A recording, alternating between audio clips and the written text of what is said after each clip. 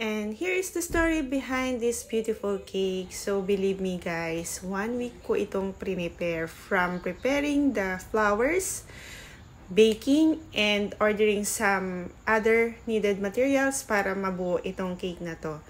And inumpisahan ko siya sa paggawa nitong mga gum-paste flowers or edible flowers. Candy flowers siya rin yun. And yes, nakakain po itong mga flowers na to. Kasi candy siya, matamis, ganun yung lasa niya. So kung nakapanood na kayo ng mga previous vlog ko, videos ko kung paano nagagawa itong mga flowers, ganun din siya. Yun nga lang is piniprepare siya ahead of time. Kung ganito kadami yung kailangan mong ilagay sa cake. So ako, 1 week ko siyang piniprepare. So after office hours, ito na yung ginagawa ko. Or sometimes pagkagabi na hindi pa ako makatulog, ayan, gumagawa ako ng ganito. And maraming nagsasabi na ang sipag ko daw, ang dami ko naman talent, ganyan. Why not guys, diba? Kung meron kang ganitong talent, pwede mo kasi siyang pagkakitaan. Sino ba namang hindi gusto yung matulog maghapon? Diba? Gusto mong magpahinga na lang talaga.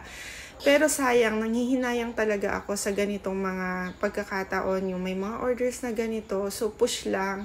Sayang kasi, extra income din talaga to. So marami kang pwedeng gawin dun sa mga free time mo para kumita. And kapag walang mga cakes orders, tumatanggap din ako ng mga paggawa ng mga ganito. Meron akong sinusuplayan around Tagaytay. So kapag may mga orders, cakes, na ganyan, na kailangan nila ng mga toppers, is ako yung nagsusupply sa kanila. Kaya minsan nakikita nyo may mga post ako na about flowers lang. So yun yung mga sinusupply ko sa kanila. And behind of all this beautiful cake is a patience and perseverance. And this coming August, we're going to be our 5th anniversary. So ganun na ako katagal gumagawa ng cake. And syempre, later on, pangarap ko rin naman talaga magkaroon ng cake shop. Isa yun sa magiging goal ko in life na magkaroon nun after siguro matapos namin yung mga priorities namin. Ang talent naman, nandyan lang yan.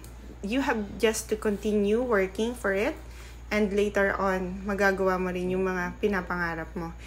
And please don't mind my hands. So yung nakikita nyong color dyan is pigmented color. Nangyari yan nung in-spray ko itong cake na to. So, kahit anong hugas ko ng kamay, kahit anong sabon ko, hindi siya natatanggal. So, kailangan ko siguro maghugas ng 100 plates bago ko pa matanggal itong kumapit na color sa hands ko.